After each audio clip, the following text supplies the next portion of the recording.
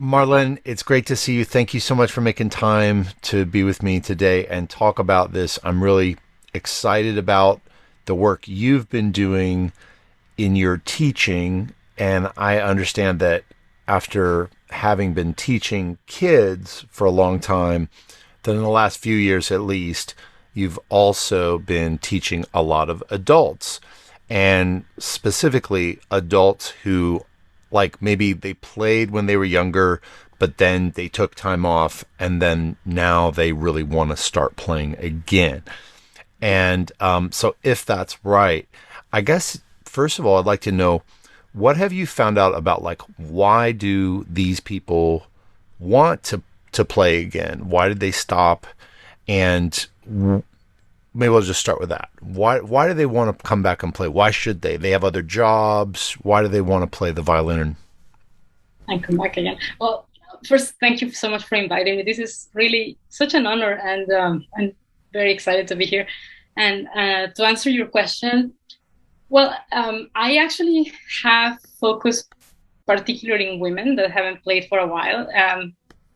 It just became a little niche for me, maybe because there's some reliability. And the question of why they should come back to play, I think in the case of my clients, it's mainly that it's a big passion for them, and they somehow along the way they lost the way or the access, or just life got in the way, which is most of the time is life got in the way, and they've been wanting to and they just can't for a number of reasons. And my job is to help them try to figure what those reasons are.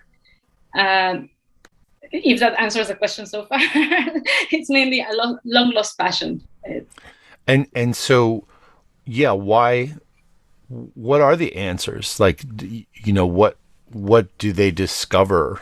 Because I guess maybe if people say, "Well, I just want to play the violin," well, why do you want to play the violin? Does that become more clear for your students after they start working with you, or not?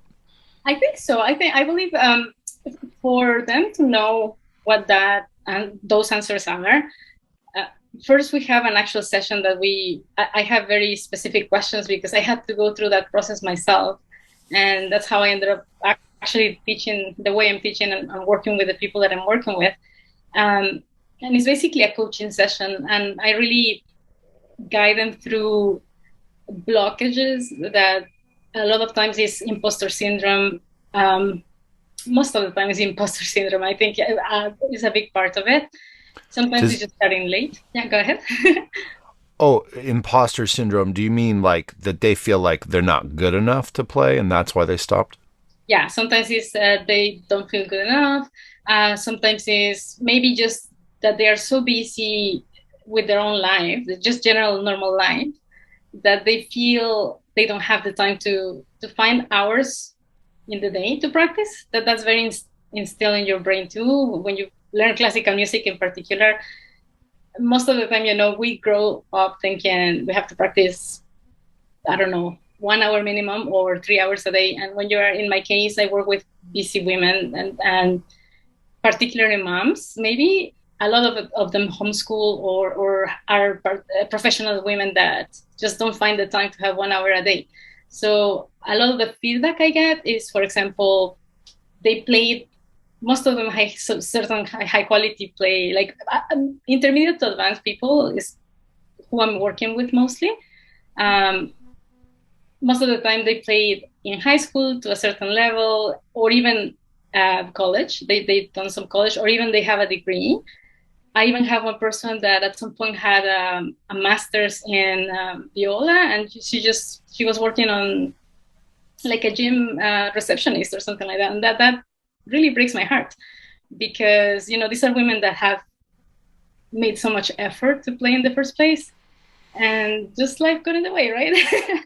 It's not a huge big reason necessarily. Maybe they got married, maybe they got a huge job that has nothing to do with music, maybe they have a double major and then the double major took them another place, or sometimes it's just babies, or going back to school, things like that. It's just life, regular life. So there's two questions that come up for me around that. One is, how good do you need to be to justify playing the violin? And, or, yeah, how good does somebody, what do you think the answer to that question is? That's a good question. I don't think you need to be good at all. I think you need to love the violin, not necessarily be good or bad. And I think there's a misperception. I think anyone can do well doing anything if you truly want to do it. That's the first thing. Um, so if you have the desire, but you don't believe you can do something, then you won't do it, right? This is very simple. So you have to find it within you. Why do you love violin in particular? This is what we're talking about. And then figure a way to simply do it. I know it sounds very simple, but the way I'm saying it is it's not necessarily that simple. But I really believe that anyone can learn to play to their best of their abilities. And it's just a matter of mindset sometimes. And most of the time it's mindset, honestly. So I don't think that you have to be excellent already to continue to play violin. You can improve to the best of your abilities. So that's a big misperception, I think. And I believe that it's mainly mindset that gets in the way. And when you fix the mindset, then you can unblock those things and people can play. I think that's a big thing to explore, even for professional musicians, I think. Yeah, there's a lot of blockage in mindset as well. Do you think that, do most of your students, your adult students, do they want to perform either alone or with other people, or do they just want to practice? Like, what is their ultimate goal? Is it just to spend time with the instrument and just derive pleasure from just playing every day, or is it connected to some kind of goal to like do a performance or to connect with other people? I have a range of people. Some people want to go back to orchestra or community orchestra. Some people really want to do their Suzuki teaching training.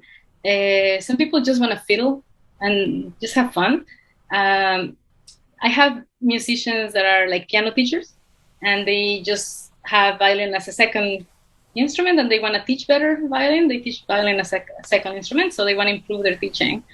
Um, I have people, like I said, with masters in viola that wants to just simply play again because they just stopped playing and, they are working on something else. So they just want to return.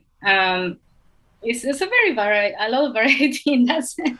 So do you think that that people can get just as much satisfaction from just practicing on their own every day without ever connecting with other people and jamming together, or without ever performing?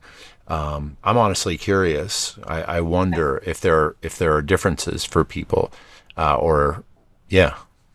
Yeah, that's a very good question. I think so. I think there's a lot of satisfaction. I'll give you an example. Now, maybe this doesn't qualify as not playing with anyone because in my group we play with each other virtually. But one of my clients came to the course wanting to play the Bartok Romanian dance, the first one. And she was just telling me when we started that she originally was kind of sad and disappointed because when she was doing it, her teacher said, no, it's too difficult. So she put it away, and that was maybe high school or whatever. And then she just never did it. And it was one of her dreams. And so when we do the course, I ask them always to set up their dream, their big dream, what they want to work towards. And then we set up little dreams or little objectives to get you there. And so hers was to play the piece. And by week 4, she was playing it. And there was so much of a blockage at the beginning thinking, I really want to play it, but, I'm just going to do it. But this thing my teacher said one day, those things. Just the fact that she had put it aside for so long. And then by the week 3, she was playing it. Not perfect, but she was doing it. I think she was really happy with that. And so I decided, okay, let's record it. If you want to really play it, record it. And then she kind of disappeared on me for a few months. And then when she came back, she could play it. And I have this section in my group that we do creative playing and recording projects just for fun. And she decided to record it with me. So one of the clients that I have was a pianist. So originally they were going to record it together. And the pianist ended up leaving the group for some reason. So I said, okay, I'll play with you. So we recorded. She made me practice, but piano. We just recorded it together. So in a way, I guess we played together, but not really, because she recorded on her own. And she did it all on her own. When she was ready, she just sent it to me. And then I just put it together. So I think she got satisfaction out of that. And she didn't do it with anyone, right? She just decided to do it by herself. Do you think that adult students in particular resonate with that type of teaching for any reason or not?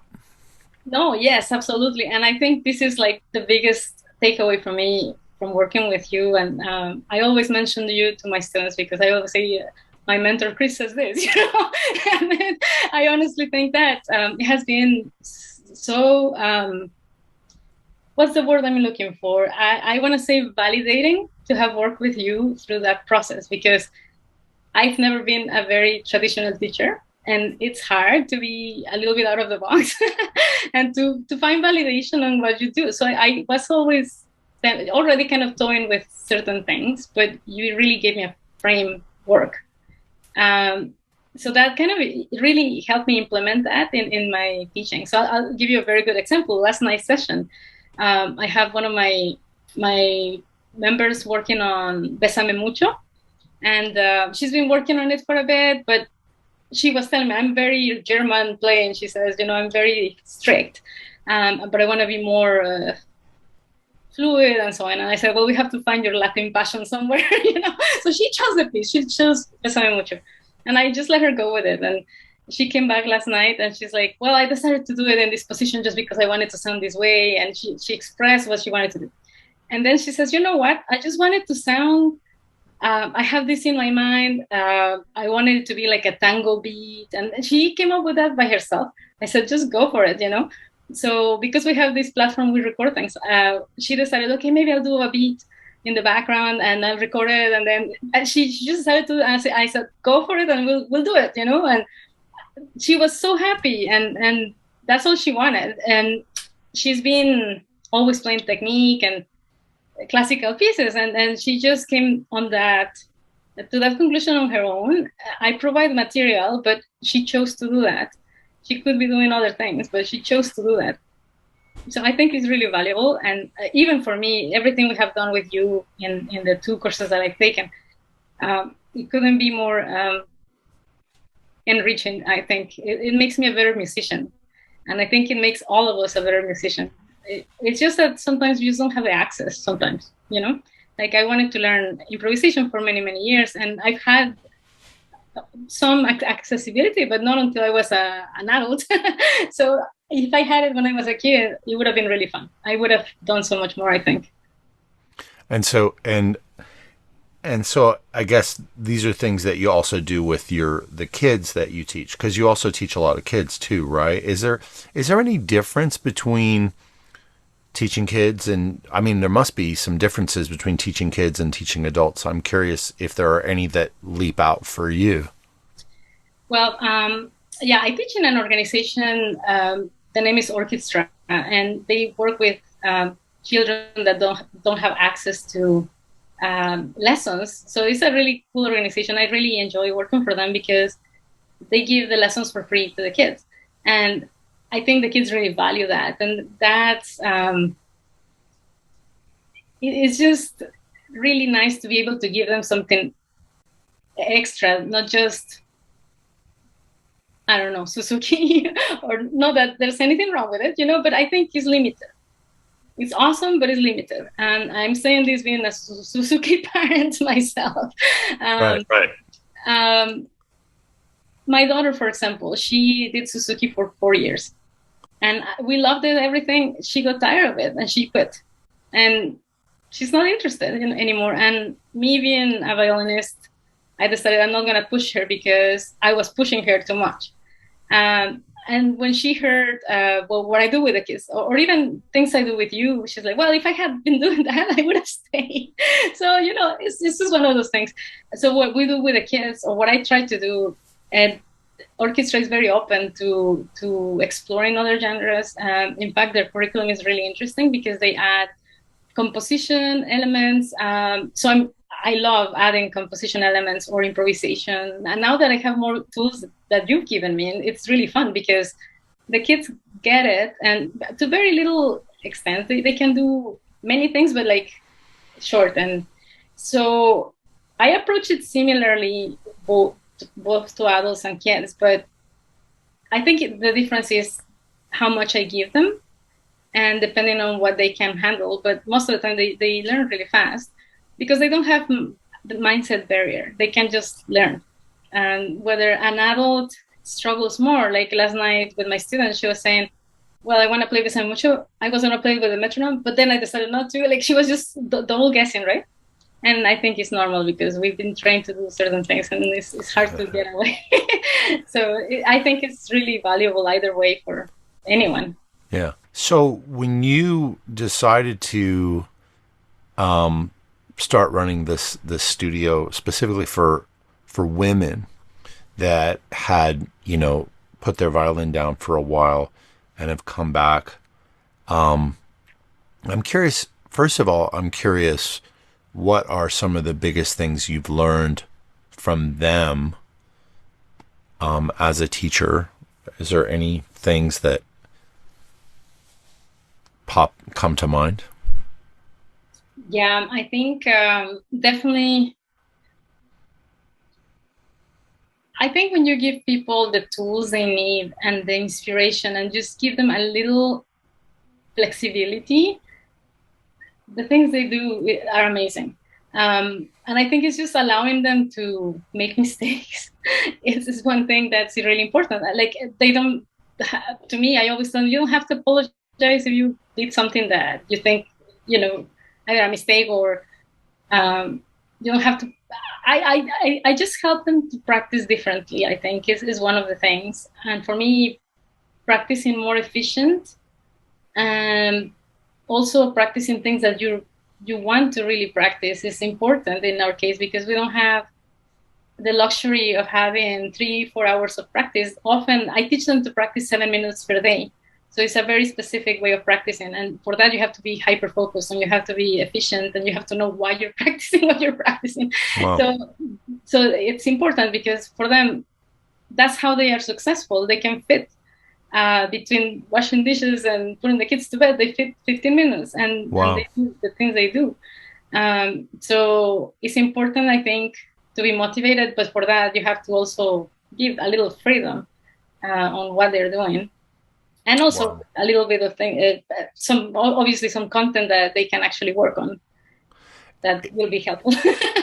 Yeah, well, but it also, it's interesting because it almost reminds me of more of like quote unquote, like just I guess life coaching, which mm-hmm. I don't personally love that word because I feel like it means different things to different people, but it sounds like because it sounds like you're just being present to them and giving them feedback and some accountability.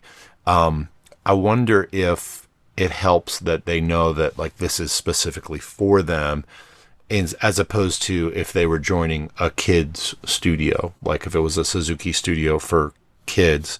And yeah, I'm a Suzuki dad too, and I'm a Suzuki kid. I love Suzuki, but so we're not knocking Suzuki. No, I love Suzuki too. Yeah, right. Yeah. I know, and but like I wonder if it helps them because, as you're saying, it's like it's really flexibly designed for them, being adults, also being women.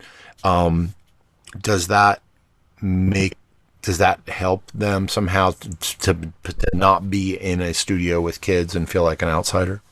I think it does. And I can tell you why I chose women, because I even had the people question me on the campaign. Sometimes people in my Facebook, they do ask, why don't you help men?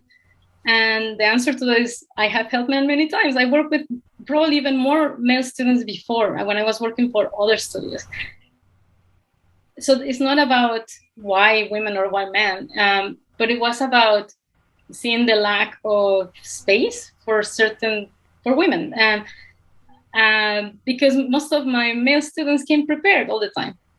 Somehow they figure it out, like whether they have more maybe men, I don't know, can focus more or I don't know. Like, for example, my husband always finds time to work out, whether I don't know so much, also he's an athlete, so that helps. But the point is that when I came down to really figuring out who I want to help, when I created the program and kind of went through the process of narrowing, let's say, niche, I really had to think, well, who can I help more, or who is more similar to myself? And I could give more value to this group of people for many reasons. One, in our sessions, we even have sometimes kids in the background jumping, asking the mom for a snack during masterclass, like she's doing something for us. It's happened so many times. We all are in the same situation. If we were in a different situation and you have a group of other kind of people, a lot of people wouldn't understand that. I've had ladies show up playing with no strips just because we are like a family there and we understand. And like, you know what, and she told me when one of my students showed up like that, she says, you know what, I wasn't going to practice if I didn't do it in that moment. And because they do accountability for me, she sent it like that. And she says, apologies for the no strip. I'm just doing this because it's got to get done right now. So I do think that wouldn't have happened if it was a different kind of group. I think that's the value in my case. It's just as simple as that, I think. I just providing a space. I think that differentiates it somehow. Just the fact that you're making this studio for adults and you're really catering it to their whole life, their whole person, their whole struggles. Were there any, I wonder if, and whatever you're comfortable sharing, if there were any, like struggles that you felt that prompted you to create this studio, or if there's been something that it's helped you with in your life, for example, as you've been running this program. Definitely. The whole program is based on personal experience, for sure.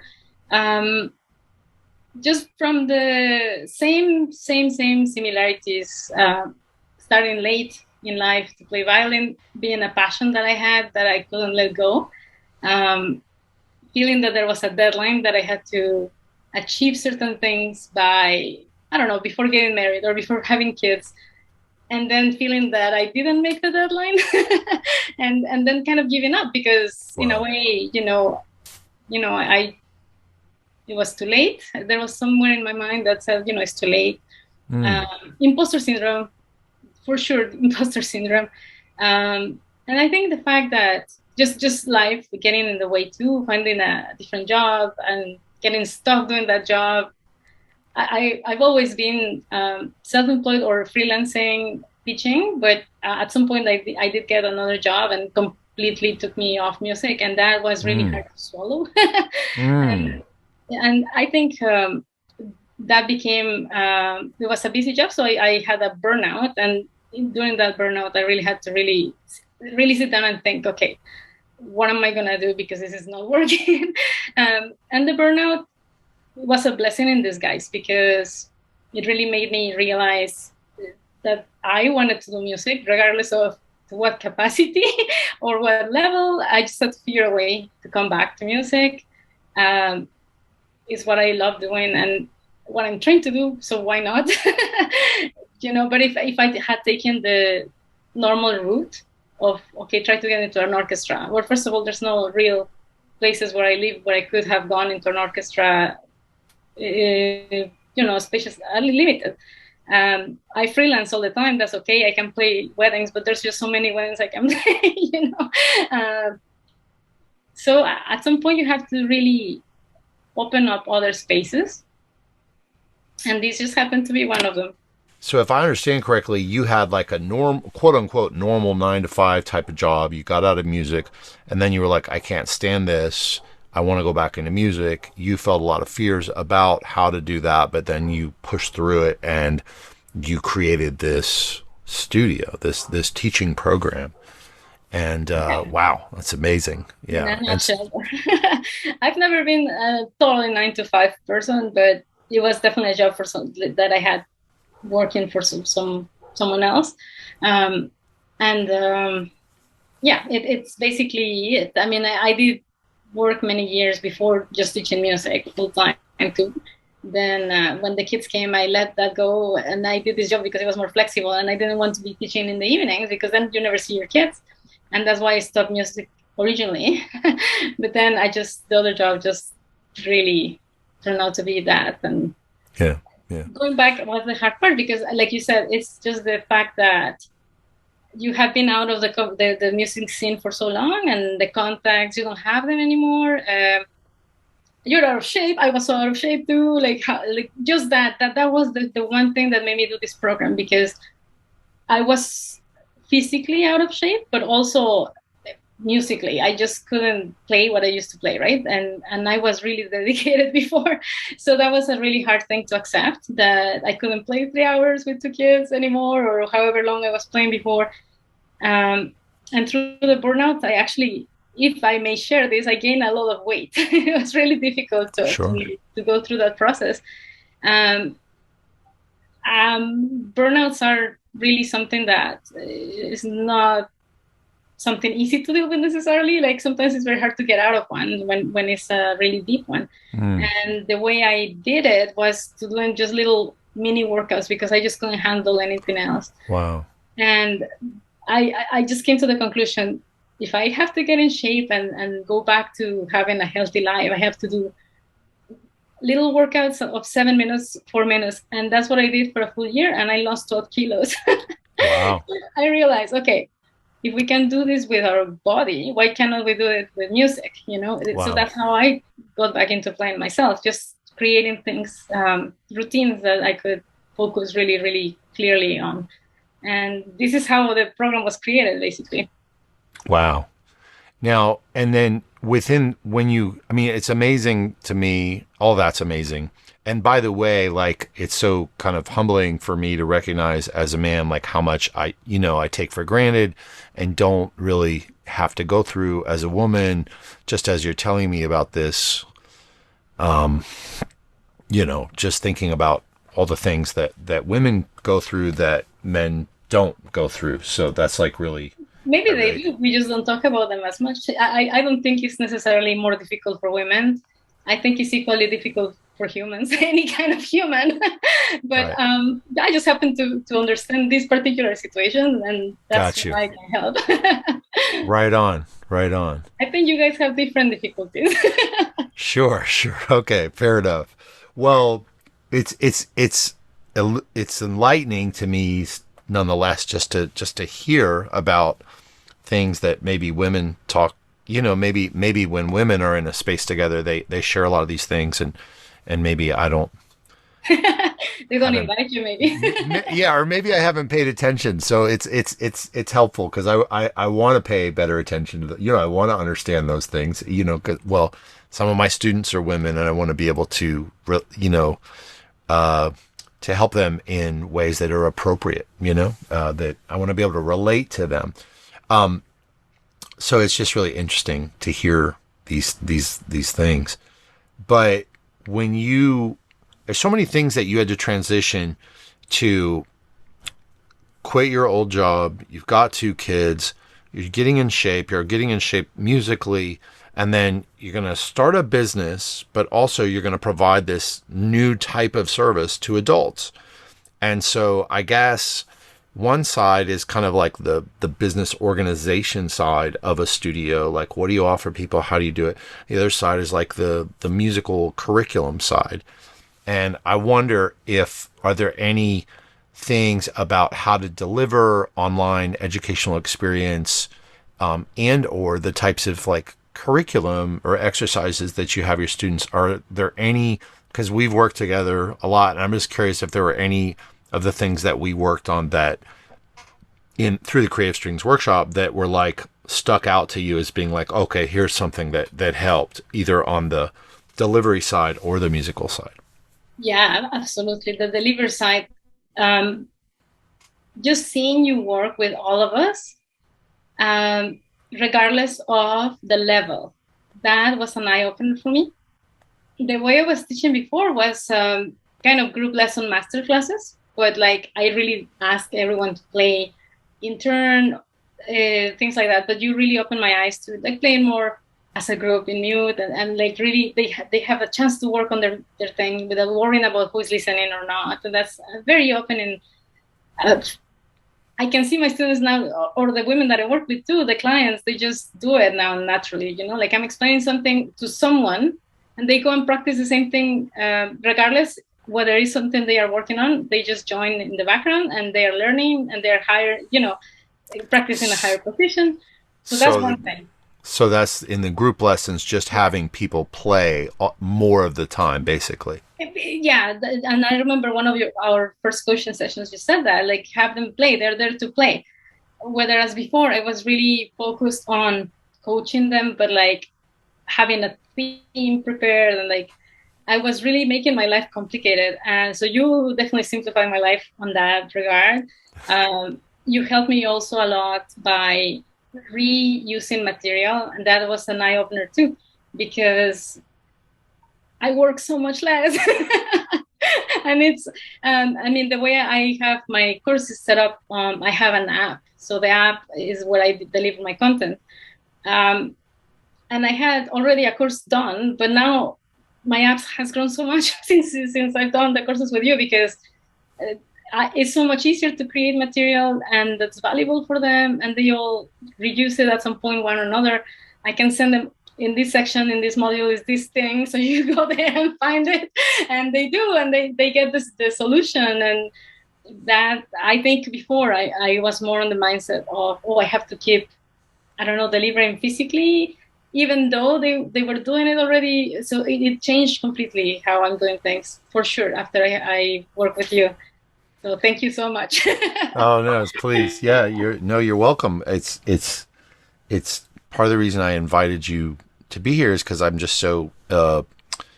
so impressed with the way that you are teaching, and the way you're serving your students, let alone running a multifaceted, busy life.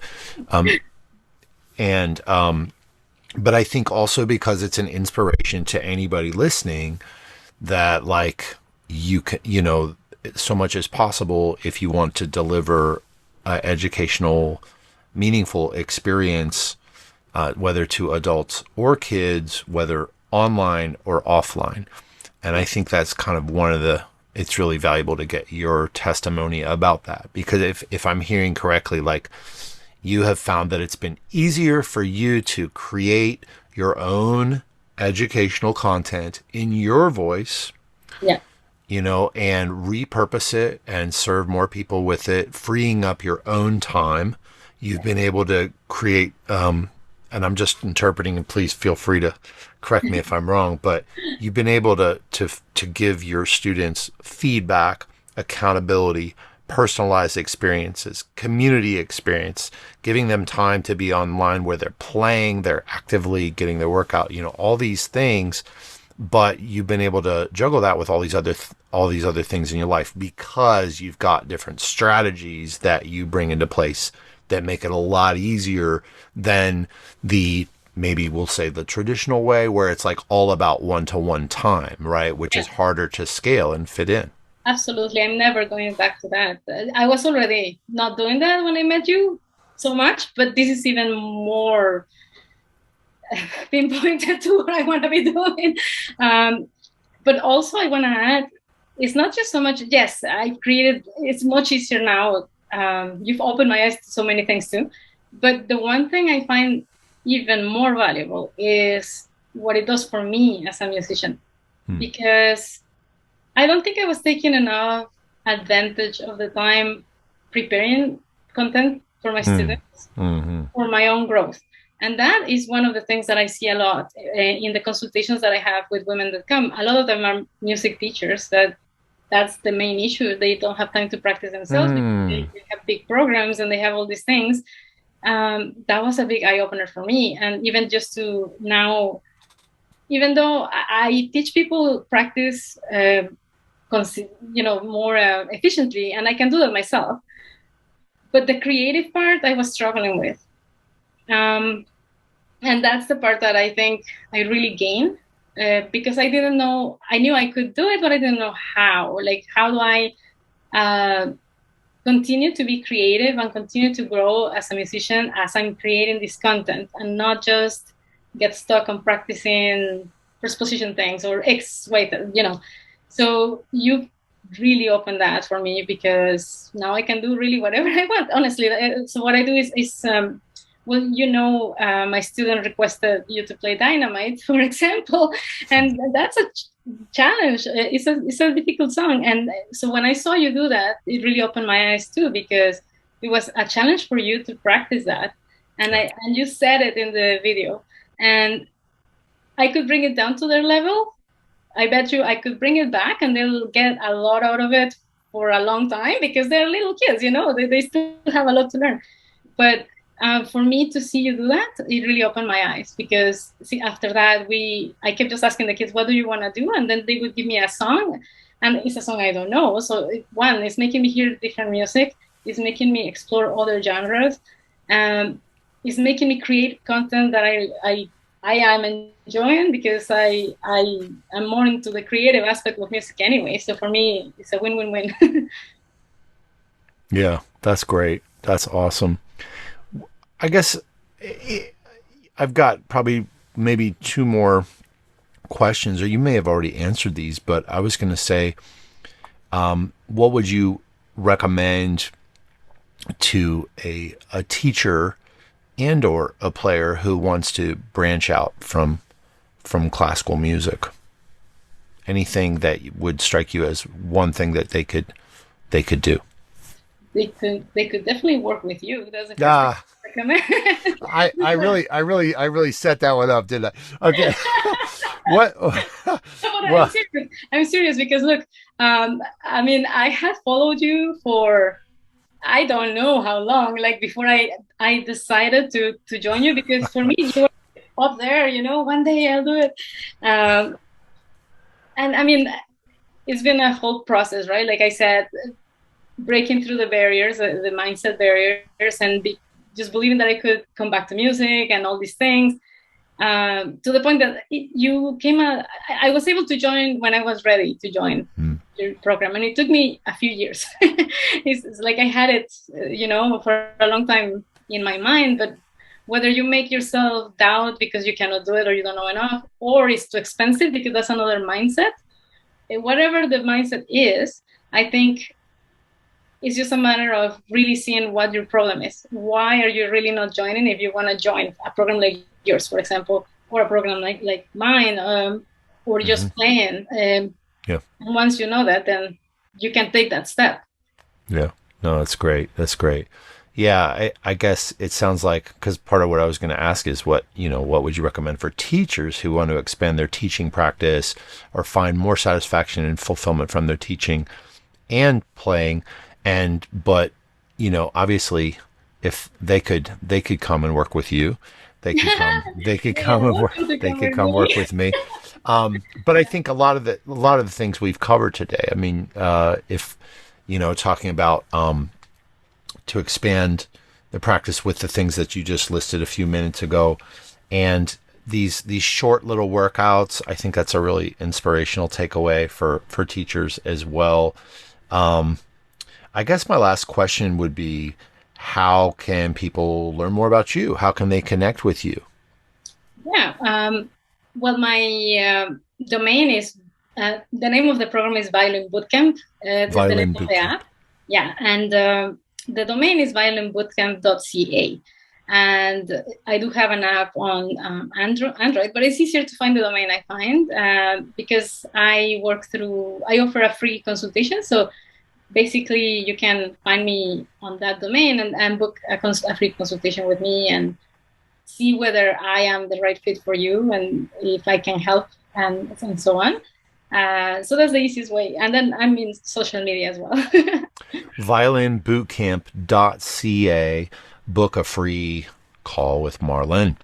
And or find the way it looks on social media. If is it the way? Well, for me as a, I don't know, North America. Well, I don't know how to say it, but when I see your name, I naturally used to call you Marlene, but that's just because of the way it's spelled, Marlene, and then it's Cruz, Cruz, and then Lozano, Lozano. Is that how you go by on the social media? That's right. On Instagram, yeah, that's my handle is at Marlene Cruz Lozano. On Facebook, is I should know it by memory, shouldn't I? But you can just actually search my name. But the actual handle on Facebook is I believe Violinist Ottawa. Got it. Yeah, right. Yeah, no, I'm the I same never way. use it. I can never remember mine either because they're different too. Actually, I know it's crazy. I Well, think it's is the it? person that's Ottawa violinist, but I'm the other one. It's one of those two. Yeah. Is there anything else you can think of that we didn't cover today, or that you'd like for people to know? I think we covered a lot, but I think my biggest takeaway, I made 4 points that I generally teach my students. I don't know if you would like me to just mention a Yeah, few. please. Yes, Um, please. and I made an actual list because I knew that this would be interesting. But the 4 things that I try to help them with is one, to be persistent. Second is to be resilient. And the name of my community is Resilient Violinists for a reason. To me, to begin with, the meaning of resilience, right, is to be able to bounce back and to rebuild yourself and go back, reset yourself. So that's the second thing I try to teach my clients. The third is to be relentless, and the fourth is to be fearless. So I hope that somehow helps a little bit. That's beautiful. That's beautiful. Yeah, no, it's wonderful. And again, it brings me back to this idea that, you're helping people with the violin, but it's really connected to their whole being and their whole character and approach to life. And I just think it's wonderful.